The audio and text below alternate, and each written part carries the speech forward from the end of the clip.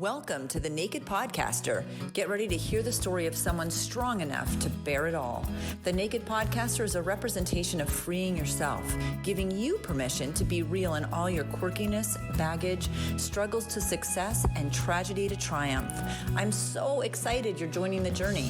Your past doesn't define you, but it does lead you on a path to today. Let's get naked. Hello and welcome to The Naked Podcaster. This is Jen Taylor, and today I'm here with Carrie Caulfield Arick. How are you today? I'm great, Jen. Thank you for having me on. We always pregame for a couple minutes, basically, so I can brace you for me. And so we're already laughing, and that's a good way to start out laughing.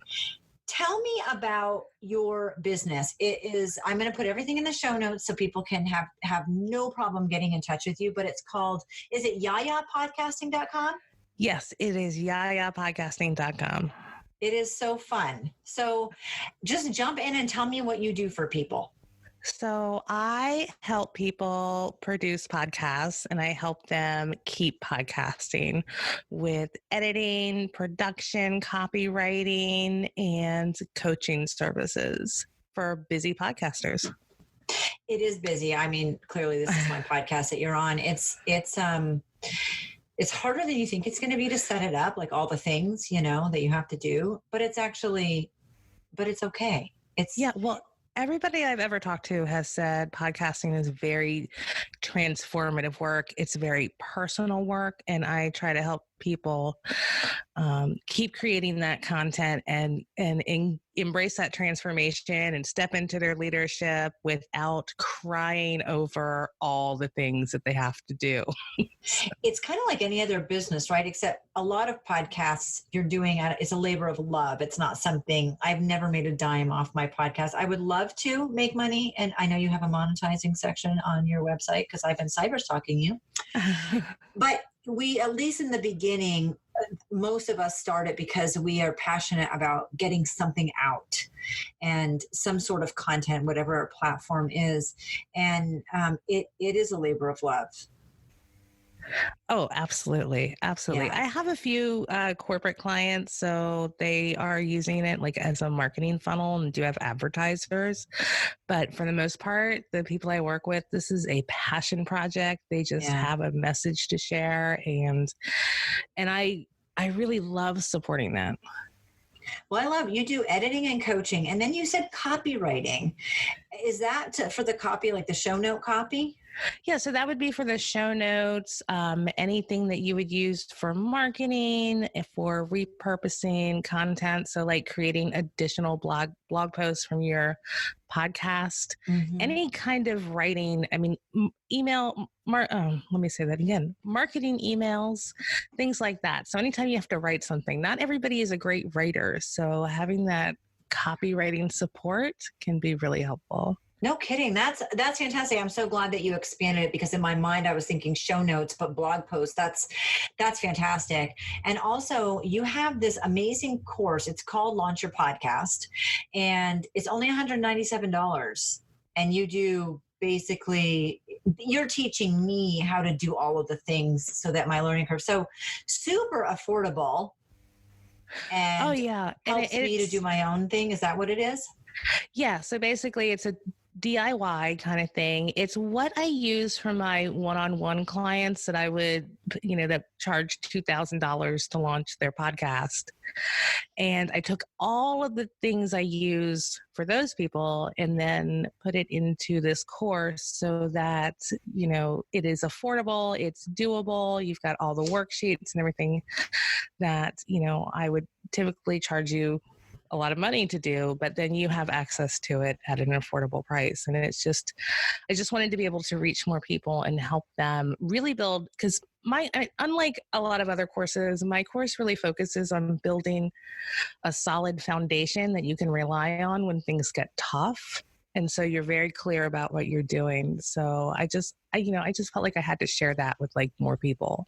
You also do a Learn to Edit course. I think that's probably, from my perspective, that's the part of podcasting that people have. I mean, there's doing all the things like what do you need and which microphones, because you're inundated when you're becoming a Google master. with all of this, just like which microphone, like which is the best and how do I launch it and what do I do and all the places to sign up and how to do that. And then, but I think once you get past the initial launching your podcast and understanding kind of how it works from the back end perspective and how to do the things, the editing, I think ongoing is the toughest for people. Do you find that to be the case also? Yes, I think there are two things that I hear podcasters complain about the most. One is editing, and the other is the marketing piece of creating a podcast.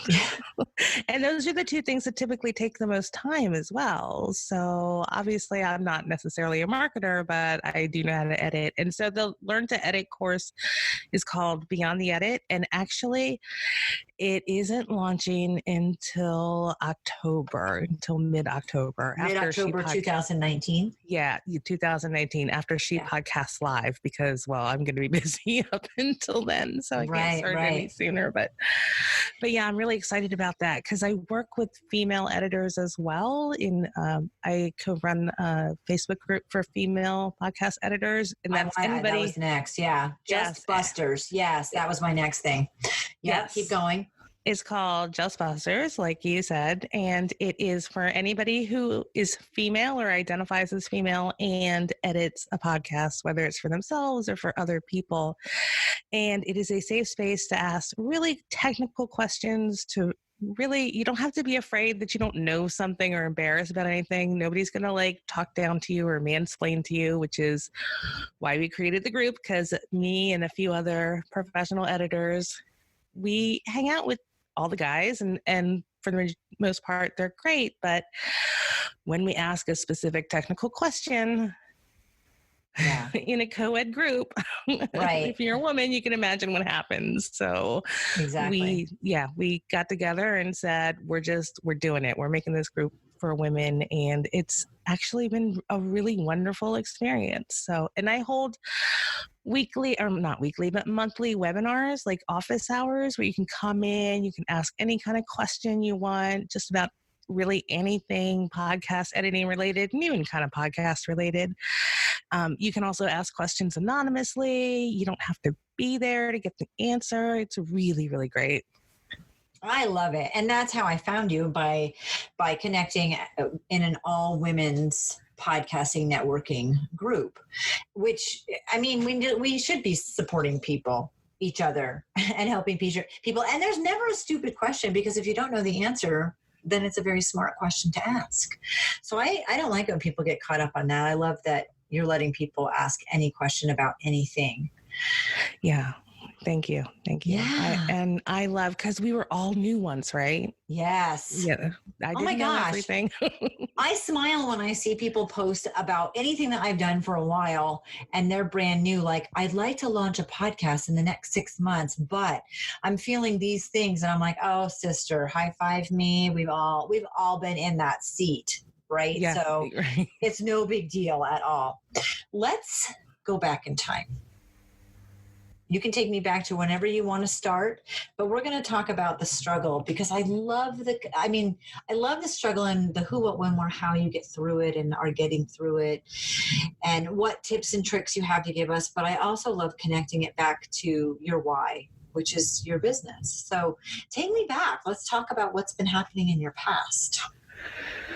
Well, gee, how far back exactly. to go, really, right? Because it can go way back, like childhood. I grew up, my father was older. My mother was an immigrant from Denmark, and my sisters were her children from a former marriage in Denmark. And I was born about 10 years later than everybody else. It was a happy accident, as they call it. And I was my father's only child. So, not only is it hard to be in kind of a blended family, but when that blended family is from another country, that just adds in a whole other layer of complexity.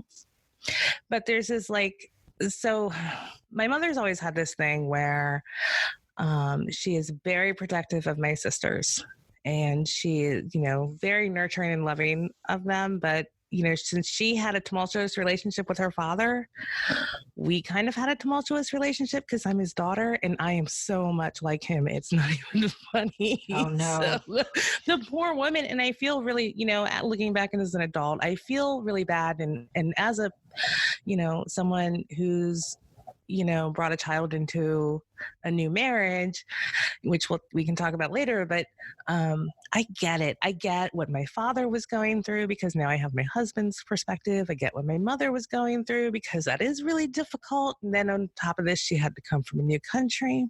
Anyway, so kind of dysfunctional family.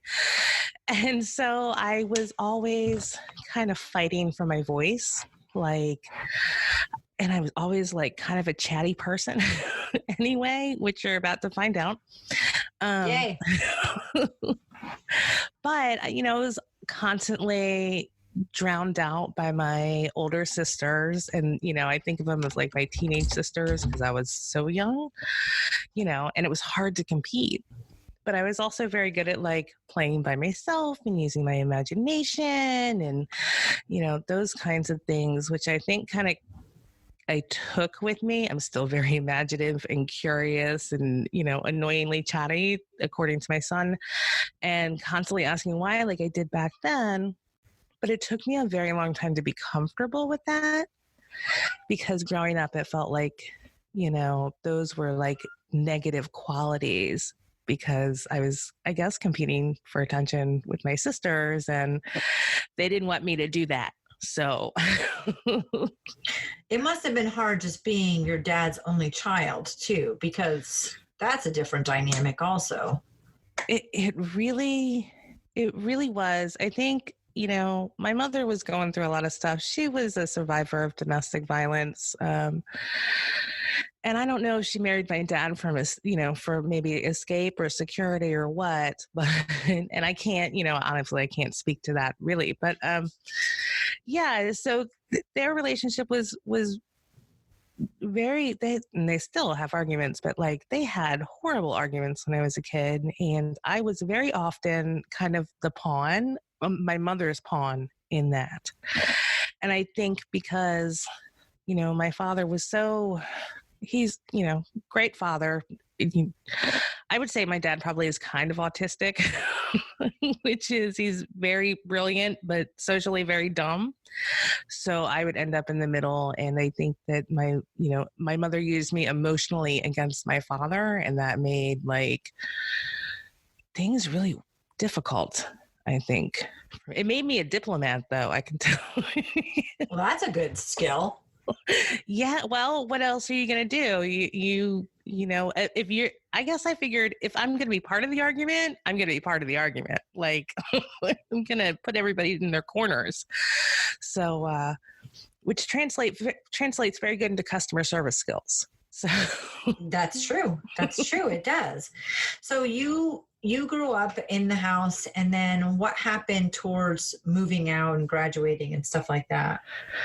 So as I got older, my parents kind of chilled out. My sisters moved out of the house, had their own lives. I guess there was a lot of pressure off. It was just me as a teenager. I was pretty self-sufficient, but being the fourth child, my mother had been through it all. So she's just whatever.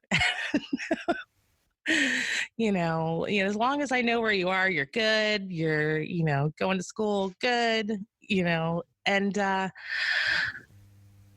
I kind of hung around home until I was 20 something. And then my parents decided, my dad was going to retire. My parents decided to move and they were like, we're going to move, but you're not coming with us. So, right.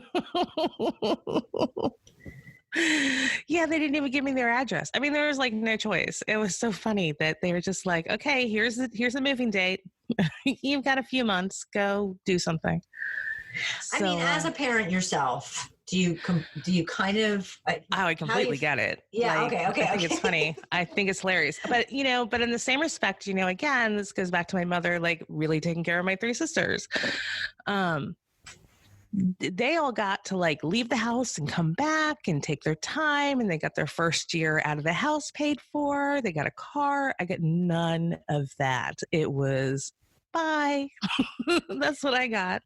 Usually it's the opposite.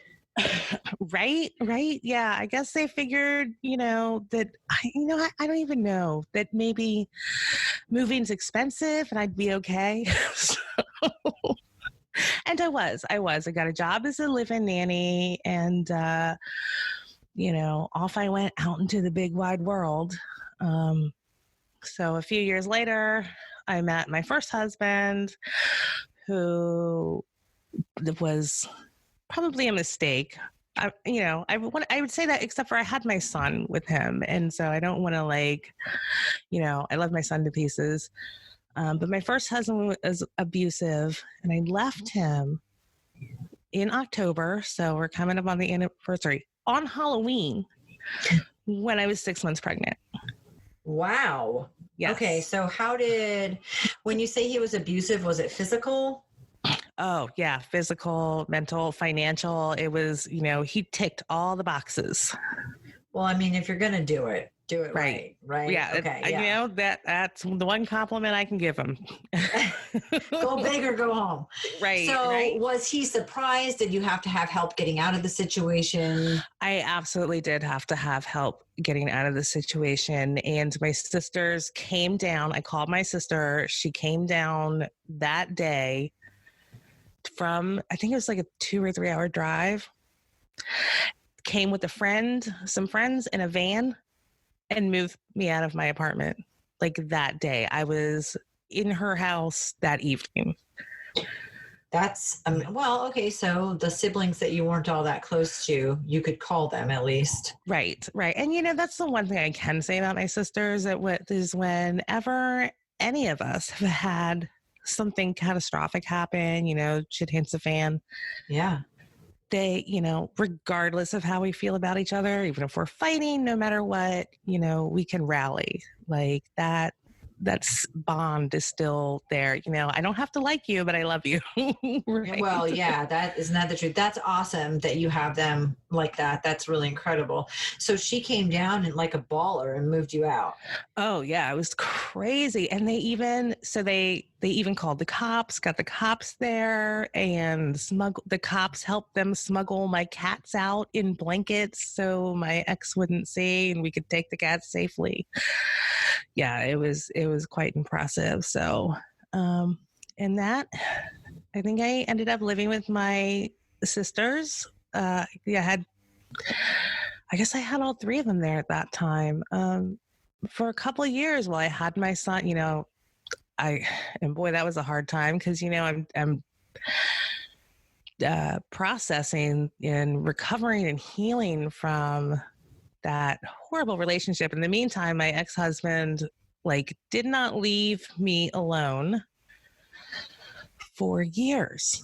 I mean, he not just did not leave me alone, but he would call thousands of times a day. And he would call my family. So it was I couldn't get that space for a very long time. And, mind you, I'm pregnant, and then I just have a baby, and then I'm, in my, I'm not supporting myself. I'm living in my sister's house. I'm trying to make a future. And then he's still bothering. And it was a very difficult time. And then every once in a while, he threatened to kill me. So I would have the cops show up and say, your life is in danger. And so, so that was a very difficult time. It almost feels like it happened to somebody else just because it's been so long. But it really taught me what survival was and how much I could actually cope with in terms of, because you're like, oh my gosh, how am I going to get through this? But then when you get through it, you're like, wow. I didn't think that was possible. So it gives you a little bit more confidence for the next problem that comes up, I think. And he specifically was a problem for a very, very, very long time. What about with your son? Did he have any? He had no contact, contact. And, mind you, I had friends who were divorced. They had children. Their ex-husbands would come and take their kids for the weekend, and they got to live like adults. And I was actually really disappointed because, oh my God, like I would have loved to do that. Instead, I have my son, from the time he was a baby, he was always different. Turns out he was autistic. I couldn't, like when he was an infant, you couldn't put him down. He needed to have that constant pressure on his body or he'd scream. He didn't sleep like other babies did. And mind you, I have lots of nieces and nephews that came before that I'm like, okay, this is not what they did at all. And I was exhausted. And, I kind of forget where I was going, but I guess my point may be that like it was really tough. And he, my ex-husband kept, messing with every time there felt like there was stability, he was like slipping, pulling the rug out from under us. And to think about how I got through that is like crazy. But the biggest thing is you never had help. You never had support. You never had a co-parent. Thank God you had your sisters. Yes. You never got a break. And then when did you find out he was autistic? And when did your ex finally stop harassing you? Well, here's a fun fact. My ex has never really stopped. Now it's gotten less over the years. And, it always had a lot to do with because my ex is, bipolar, apparently, and is on Social Security disability. And so every time my ex thinks he can get some money, I guess, and this is my theory, I can't, I don't quote me on this. You'd have to ask him, but, please don't. He actually, every now and again tries to like get a hold of that disability, which now the state deems as child support. So he would pop in occasionally and try to get that money. And he'd go so far as like try to file a change of address or a change of bank with Social Security to get that money. Yeah. So really the money that your son was getting. Right. Oh my gosh. Yes. And so my son has never had any contact with him. And so that's now, So, and I never had said anything bad about him to my son at all because, first of all, I don't want him to think that, to blame me or, to grow up and think, wow, Mom, you were horrible because you said all these horrible things that weren't true. I didn't want to be in that situation. Like, I didn't want that drama. And then also, who knew? Maybe he was going to turn it around. Maybe his, my ex was going to get the help he needed. And, maybe the grandparents would like step up or something. But, and of course, none of that happened. But, I would have loved to have like had a co-parent. But that just never happened. So, when you have an ex-husband or wife, you have kids, you don't really get rid of them completely. I mean, I'm in a relationship where we both have an ex-spouse. And when Dane's youngest turned 18, I'm like, can we please go out and drink? Because I wanted to sing like Ding Dong, the Witch is Dead and stuff. And be totally inappropriate. And actually, I want the kids to have a good relationship with their mom or dad, respectively. I don't want them to not have that. I am just relieved that I don't have to deal with the person that has created some amount of strife in my life. And you never even got any of the good stuff. You got like only the worst it could be. And yeah. I mean, I'm thankful for the things that they did well. I'm thankful that they were there in the way that they were. We do not have to parent the same way to both be good parents. Like even when you come at it from that, it was still a really, really, really difficult situation. And you didn't get any of that. And he still bugged you. And he tried to take your son's disability. That's disgusting. That's so despicable. I mean, like... Right. Like who does that? Right. Who does that? Right. I have an autistic son. So please try to take his money. That's awesome. Right. Exactly. Exactly. And, I think the last time, because we went to court a lot over the years, and Yeah. most of it was for criminal harassment because of what he was doing. The last time I went to court, it was probably about 10 years ago now. I just remember being so angry. Like, I didn't know how, I guess I had healed enough. I didn't know how much anger I had because my ex-husband knew how to work the system. He knew how to get people to feel sorry for him. And so he started to do that to get out of the charges. And I remember screaming at the prosecutor at the top of my lungs in the middle of the courthouse about how he does this all the time and he needed consequences because I need to be able to live my life and take care of my family. And I just, I kind of exploded to where I think that I scared everybody. I certainly scared my ex-husband. And after that, he left us alone for a good long time. So, yeah. And that was, you had asked when my son was diagnosed with autism. That wasn't until he was about 8 years old. I always knew, and my now current husband, we always knew that something was wrong. Something was different. And yet nobody, not any doctor, I guess they saw me as a first-time mom, or boys will be boys. He's fine. Go take a parenting class, things like that. And I started when he was very, very young, asking okay, I know this isn't normal. So what do we do? And they're like, no, you're just a mom. So, don't you just love that? Man, that makes me mad. And I don't think, looking back on it, I'm like, oh my gosh, how did that happen? And I don't think that at the time I felt that way. I felt like because I'd been shushed a lot as a kid, I took that into my adulthood and my parenthood and deferred, thought, okay, I should be shushed. And it wasn't until my husband, who was a therapist, was like, yes, you're not crazy. This is a thing. And he needs to be evaluated, that I started to speak up more and more. But unfortunately, it took my husband coming into the pediatrician's office with me. And he basically said, I'm not leaving without a referral to a specialist. And so that's exactly what we got. So tell me, when did you meet him? Let's get some happiness, because I know there's also other stuff coming down the pike. So tell me about your husband. So I met my husband. I actually first met him on a Yahoo group when my son was 2 years old.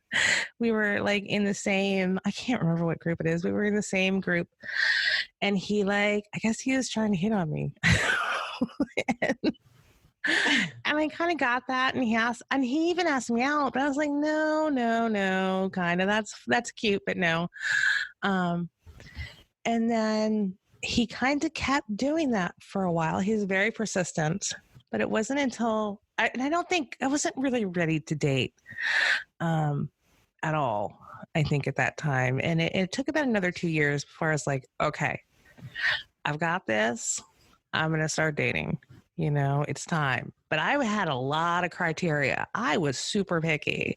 I was like, I'll let people take me out, but they're not going to get a second date unless they hit these these boxes. They've got to be respectful. They've got to own a plant. They've got to be kind. They've got to have a job. They've got to do this. They've got to do that. They've got to have ambition. They got to treat everybody nicely. They got to talk good about their exes if they have them. So you can imagine I was dating quite a bit. Yeah, you must have been just really the life of the party. It was, but it was fun. It was my coworkers, because at that time I was working as a restaurant. I was managing and hostessing and waiting tables, and my coworkers loved the stories because they were always hilarious. Because dating is hilarious, no matter what. Dating is absolutely. I had a great time doing it, just simply because it was so funny. But So and then after a while, I was like, okay, I'm getting tired of this. Nobody's hitting the boxes. Let me try something different. And so I reached out to my husband and be like, okay, you want to go on that date now?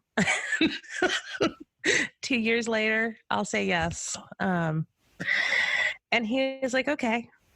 So actually, and we didn't actually end up going anywhere because I ended up not having a babysitter. Yeah. So he came over and before he came over, he called and asked, is there anything I can bring you? And I thought, wow, that was nice. And then he came over, and after that, he was the only guy I dated. And it's funny because I made him wait 2 years before saying yes. And he would reach out to me every now and again over the course of that 2 years. And, I finally said yes. And I think it was right around Valentine's Day where I was like, yes. Okay. And then, I made him, wait 6 months to get intimate too. I put him through that. Wow. Maybe it wasn't 6 months. Maybe maybe it felt like 6 months. it was okay. There's no wrong answer. It was a long time. Was it? Yeah. See, it was. Dane and I met, and we slept together that night. And like the first day, which I had never done before with anyone I'd ever met. And he's like, you're a real hussy. And I'm like, right back at you, buddy. I'm like, right. You were in the mix too, as I remember, a couple times. There is no right or wrong way. I mean, no, but I guess I was kind of testing him a little bit to see, well, how long is he going to wait? Anyway, did then you realize that you're missing out also? Right, exactly. Yeah, there go my kitties. So you met, and I know he's the one that went to the doctor with you and made sure that you guys got a specialist and a diagnosis. But he's a therapist, you said? Yeah, well, he was a therapist. He's retired now, but at the time he was a therapist. And that's one of the reasons that I gave him a date, because I'm like, he has a job, he was going to school at the time to get his doctorate. So, he was just, and he was super, like, my son loved him. Just instantly. I think my son fell in love with my husband before I did. And he says, he thinks he's lucky because, he got to pick his own dad, essentially, which, it's so sweet. And he is just they're so much alike. I don't know. Our joke is, we don't know how, but my husband somehow fathered him. Yeah. Because they're just two peas in the pod. I get that. I mean, I think we kind of adopt family wherever we need it or want it or can. So that's so excellent. What a great perspective on that he chose his dad. That's fantastic. So that was good. Life was good. Oh yeah. But well, life was good, and you got the diagnosis for your son. And as a mom with an autistic adult son, also, we have that in common. That doesn't mean that it's easy, but it is helpful. And do you think we try to put things in a box? For me, I didn't care what the diagnosis was. And I said that at the specialist, I don't care what he's diagnosed with. I know that there's something going on. I don't give a shit what it is. I want to know because it allows me to help him the best way possible. Oh, when we got the diagnosis, I remember being so happy. Like, it was a happy day for me because I'm like, finally, now we can do something about this. Yeah. Now we can get the right help. Now, everything opens up. And my husband was like, yeah, now he can get connected. He's looking at it at a therapeutic, point of view. Like, now these services are going to become available, and he really can, get help. We can get help. And the reaction from my family was not quite the same. And they didn't understand why I was so happy. But I'm like, what do you mean we've been having these problems for so long? Like the meltdowns and the, behavioral problems and the social problems just for so long. And we were so tired that, like, I was like, how can you not be happy for us? Now we can do something about it. Like, but yeah, I just remember being ecstatic. And telling my son, like, all these famous autistic people, and there's so much you can do now, and those kinds of things. So yeah, God, it was a happy day. I still remember it, just like woohoo. And I read all the things. So yeah, well then there's that. And then yeah. I felt like, okay, it wasn't faceless anymore. It wasn't me going crazy. It wasn't me not knowing what to best do. Now with a diagnosis, then I felt like empowered to be able to do the best possible for him in that situation. And that's why I didn't care what it was, but please help me figure it out so that I can be the best parent to him as possible. And you guys found out at 8, I found out at 5. And usually it is school age, but it doesn't mean that it's easy. No, absolutely not. It wasn't easy, and it was a huge learning curve for us. And as soon as we thought we had it figured out, of course, something changes. And you got to start all over again and, try a new approach, or, try something different. And so it's an ongoing process. It's definitely a journey, but I can't imagine like not knowing at this point, like that. I can't imagine what happened to kids before. Like, what did they go? Did they end up in an institution? Like, I feel so like I want to go back in time and save them all.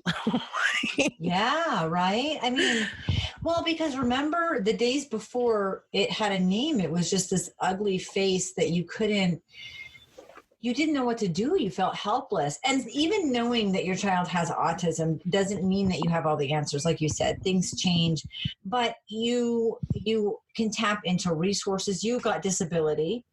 Yeah, well, it was through my ex-husband. So it wasn't like disability for my son. It was the children's benefit. And that was in lieu of child support. But that was always so.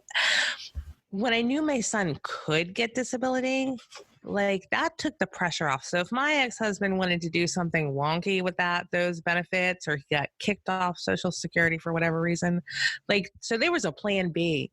And so that added another layer of like emotional security for sure. Yeah. Yeah.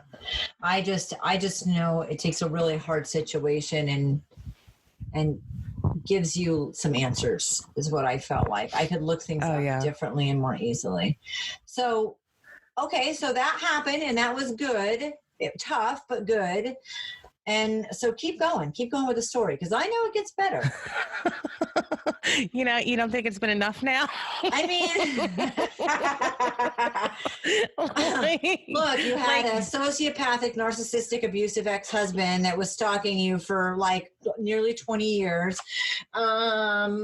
Have a child by yourself, never get a break, meet a great guy. That part's good. That is like awesome. Like my son will say also that like he rescued us, even though as a woman, I'm like, okay, no, I rescued us. Okay.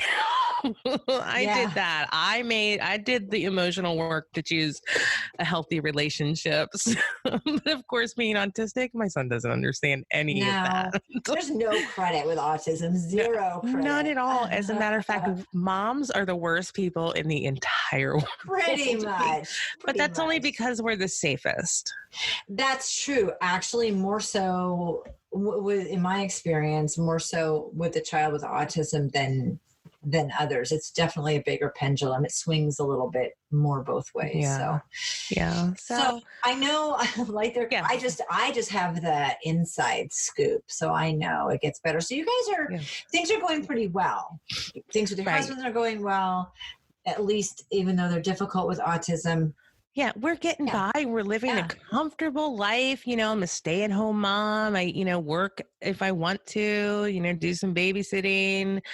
My neighbors are all like understanding of the autism, which was fabulous, and like giving my son little like odd jobs to do to make some cash and stuff like that, which was wonderful.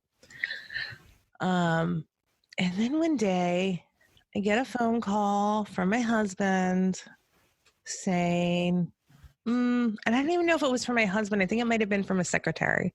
Okay. It's like, there's something wrong. We think he had a heart attack or something. And I'm like, oh my God, what? So I call my husband. I mean, my first reaction, it was a very vague call.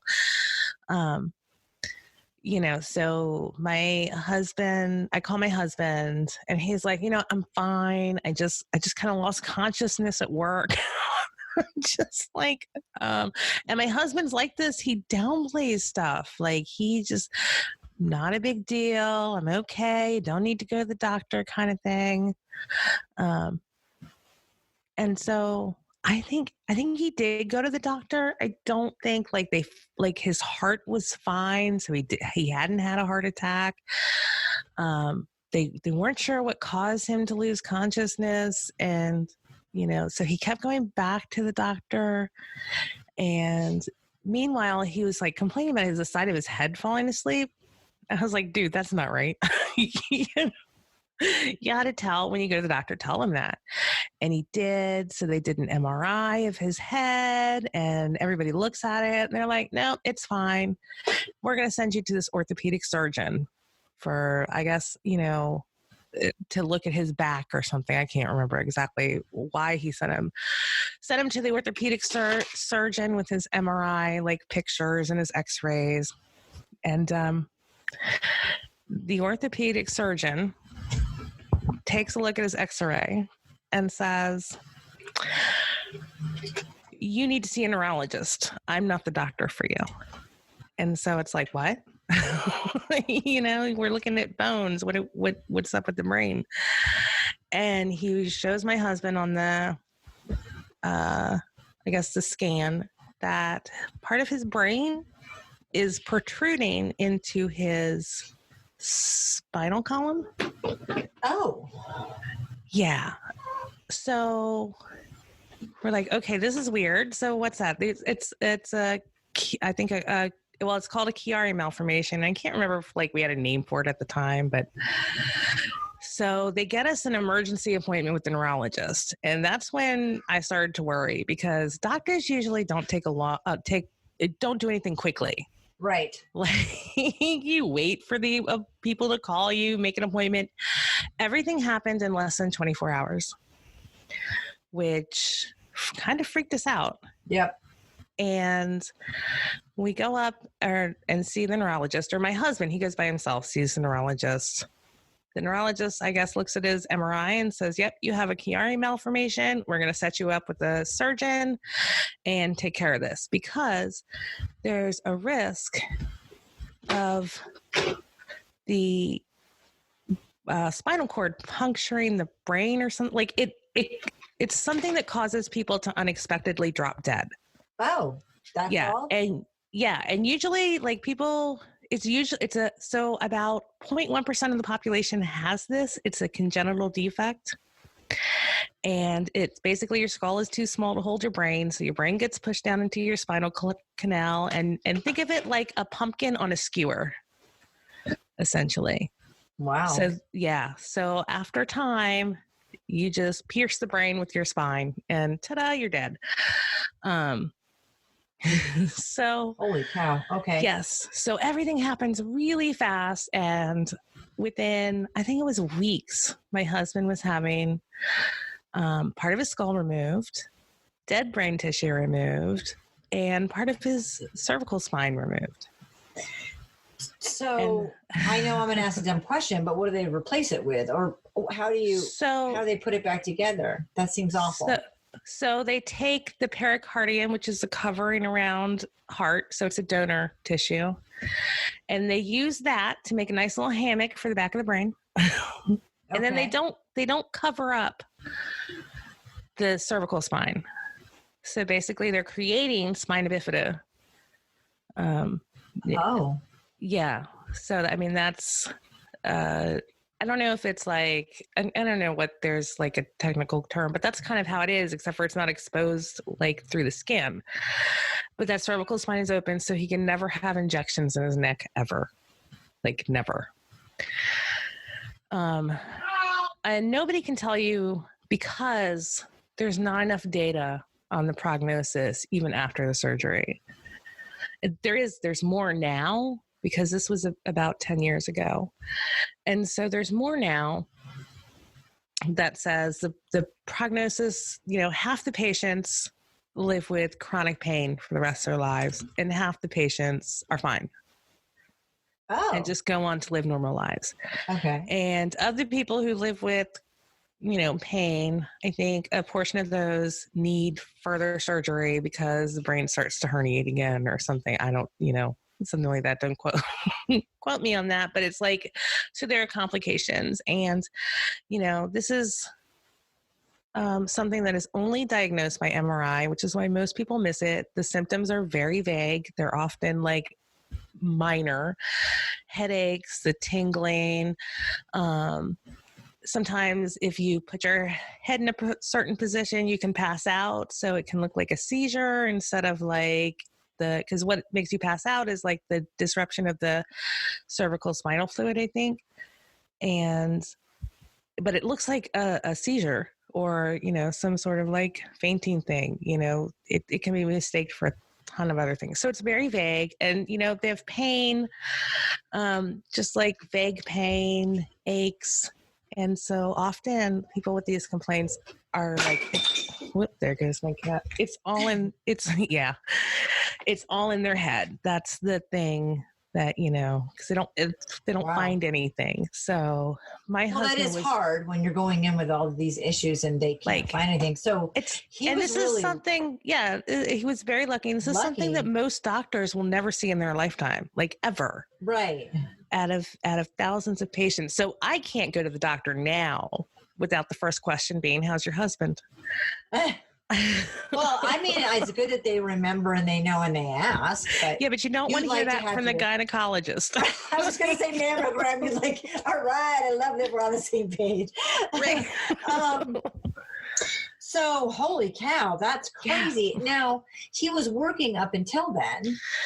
Yes, he was. And you can't really work during that time in the recovery. So he was working up until then and he had to stop. He had to, he couldn't renew his license and he had cognitive issues as a result of the surgery. So, problems with like memory and there's some things he just knows, like he just knows it, but he can't specifically like give you any detail about it. Like if it's a memory, there's a lot of stuff like, and I this is funny. And I think he jokes about it, but he like doesn't remember because he's been married twice before. He doesn't really remember his other marriages. I mean, that's like, yeah. God, how do I sign up for just that part? Right. So I mean, it's scary though, and crazy and confusing, I imagine. It is. Although he copes really, really, really well. And, but there was it was a huge adjustment. It was a huge adjustment for all of us. I mean, we all had to and it's a lot to ask of a child of autism to now deal with your parent kind of having this personality shift, not a huge shift, but so my husband used to be incredibly patient. Oh my gosh, he had the patient, because I'm not the patient one. I'm the impatient one. And all of a sudden that had to change. And that was a huge ask for my son, to deal with, autism kids don't like change very much. It's kind of their thing to like things to be predictable. And here we are, just our whole life was upheaved and things changed dramatically. And then, and then there's a financial thing where, okay, we lost an entire income. So, that just made things, that was a hard adjustment, I think, just. Well, yeah. And financially, I know that was, that's a big part of it because it wasn't a planned or expected retirement. No. And we hadn't saved really for anything catastrophic. We were I guess most Americans, we really weren't thinking about that. We were young. My husband wasn't even 50 yet. I was in my 30s. And we were dealing with autism. So, that kind of stuff was just we'll just wait for later to deal with that. Right. Now, in the meantime, stuff isn't going well with your son, do you think that part of it had to do with the fact that this all happened because you were getting called into, well, he was sick. I know your son was sick, and then you were getting called into the school a lot. Or was that completely separate? Well, that was a little bit later. So, we got through the worst of my husband's recovery, I think. And, this is still an adjustment period for everybody. It just feels like, I guess a lot of times, for me, like I constantly have to pivot. So, I'm not really used to things staying the same anymore. And I can't imagine what that's like for my son. So, but everything gets into kind of a groove. I am able to this is when I started podcasting shortly after, maybe not short, but maybe at 5 years later, I was, podcasting, I was scrapbooking, I was teaching scrapbook page design for other people, as a guest teacher, making some money. My son was doing okay. Excuse me. And then we start a new school year, and my son ends up with the worst teacher. We had just gotten to this place where everything was good. He had bumps and whatever. He was pulled out of mainstream just because he was having problems. I think the pressure got to him because he was mainstreamed really.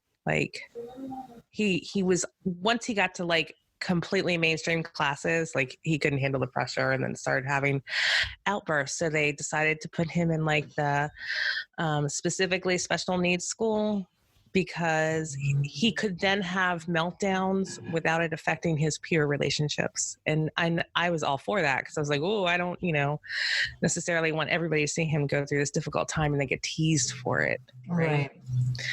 So they're like, yeah, this is just temporary. And that was at the end of one school year. Fast forward to the beginning of the next school year, he got the worst teacher ever. She was one of the, and I don't know that your audience may be familiar with this, but you may. There's a certain group of people, a certain type of person who thinks that autism is just a discipline problem. Oh. So you may have encountered them. Yeah. Okay. Why would you work with special needs kids if you feel that way?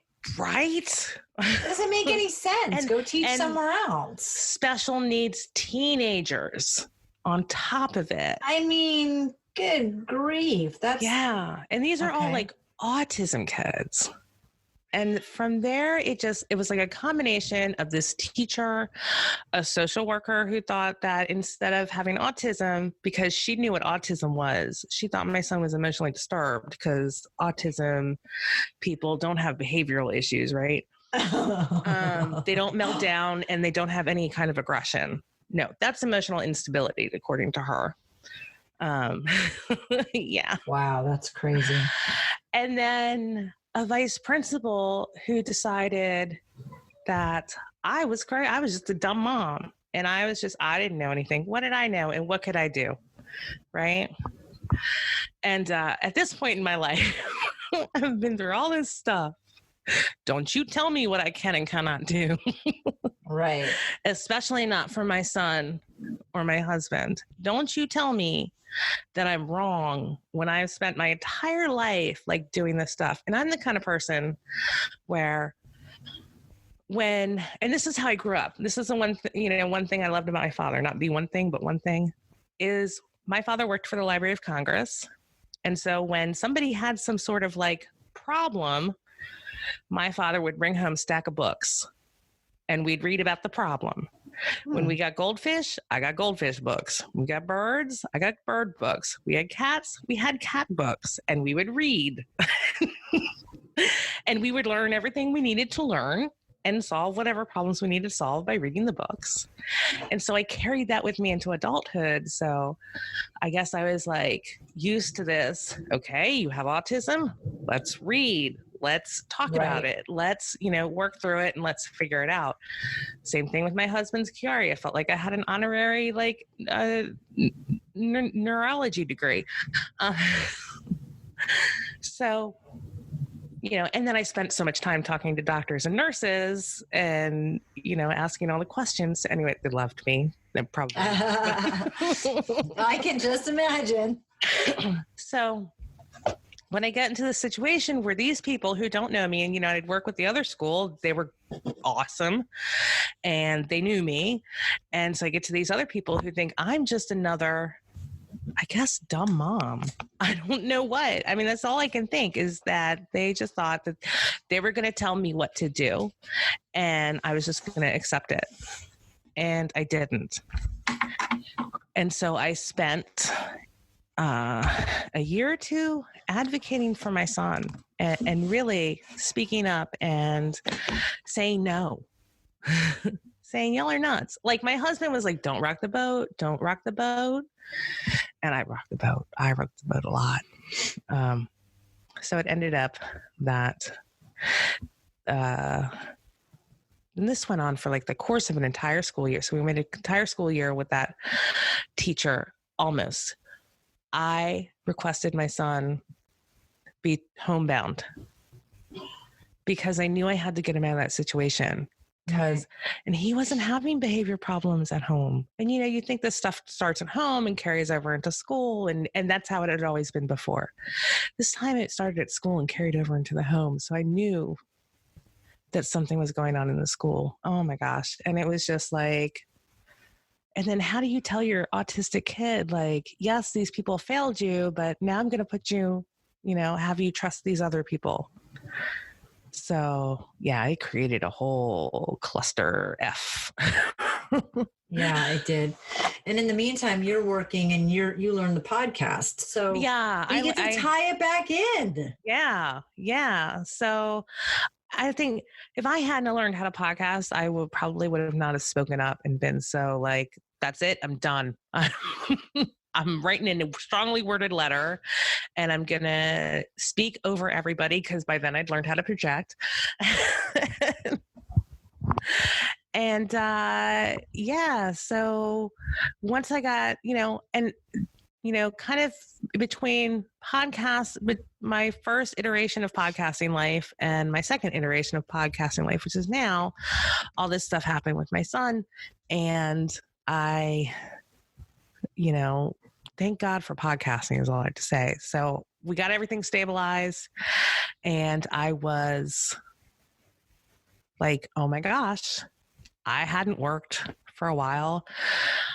I needed something to do. I was actually, because you're waiting for the other shoe to drop for a while and then you're like, it's not going to drop. And now I need to do something. Like, what am I going to do? I can't because I realize I'm like playing Candy Crush for a large portion of, time. And I could probably do something else, because I wasn't taking care of my son. Like I wasn't micromanaging everything. It wasn't like writing emails. It wasn't, dedicating myself full time to my son. Right. And I was like, oh, it's time to do something. And also money's, is tired of like constantly being broke because we've gone through all this other stuff and burned out our savings essentially. And, it's really time to get a job. And, unlike my husband, I don't have a master's degree in anything. Right.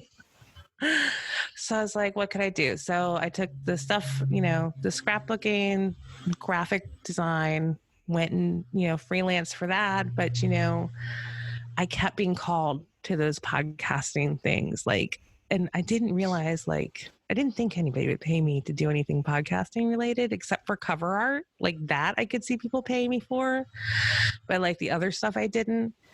And then, but, I, saw somebody post an ad looking for a podcast consultant. And I'm like, you can get paid for that? I've been giving this away.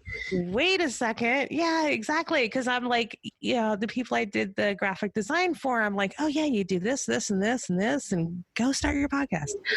And yes, I started consulting for this Australian company. about making their podcast. And I was like, I just couldn't get over the fact that they were paying me to do this. Right. Because I thought it was fun. Right. And I didn't think like, it had been a couple of years since I had like really been into podcasting. And I was like, it was not like this. Like, I mean, I guess you could pay people to do stuff back then, but like, there wasn't that much demand, was there? And so when it came for them to hire an editor, I like actually looked at what the editor did. I looked at the files and I'm like, wait, these people aren't any better than I am. Right. I wonder if people would pay me to edit their podcast. Like, and I knew how much time that took. Yeah. And I was like, that is something that people definitely don't want to do. So I wonder if somebody will pay me for that. And so I found my first editing client, and he's still with me today. Oh, wow. Awesome. Yes. Yeah. And that was like almost 2 years ago. Oh, wow, yeah, that's awesome. I love him to death. He is a fabulous client. And we actually so the Launch Your Podcast course is actually kind of a collaboration with him. He helped me do the videos for it, and he hosts it on his site. So, he's just absolutely phenomenal. And his show's called Mind Flipping. So shout out to Rick if you're looking for some really upbeat, kind of life-changing, after you listen to this, go listen to Mind Flipping, because I know my story can be kind of depressing. So that'll... Well, the thing is that you persevered through it all. Well, yeah, I did. I absolutely did. I know, listening back to it, listening to hearing myself talk about it, I'm like, no. Yeah. It was like a bad Lifetime movie. Hallmark's probably not going to pick it up. I want to let you down easy on that one. Definitely a Lifetime, maybe after 9. But getting through all that, you took something that you had done on the side, and then you were like, wow, I can actually get paid for this. And then, wow, I could turn around and help other people struggle less. And you know a little bit about, wouldn't it be nice to struggle less? Right. Because I knew how much time and energy I put into learning how to podcast, learning how to edit my podcast, learning how to do all the podcast things. And I ended up with my first podcast. I was new and noteworthy. I had thousands of downloads per episode. I had a huge audience. I influenced an entire market. Like if I said, oh, I like glycine bags, all of a sudden all the designers came out with glycine bags. Like I had influence. I didn't know what to do with it. Like I had no clue. I had Canva coming to me, asking me repeatedly, can we sponsor you? Can we sponsor you? But I'm like, hold up, girlfriend. I don't have any time to deal with this. Oh my God.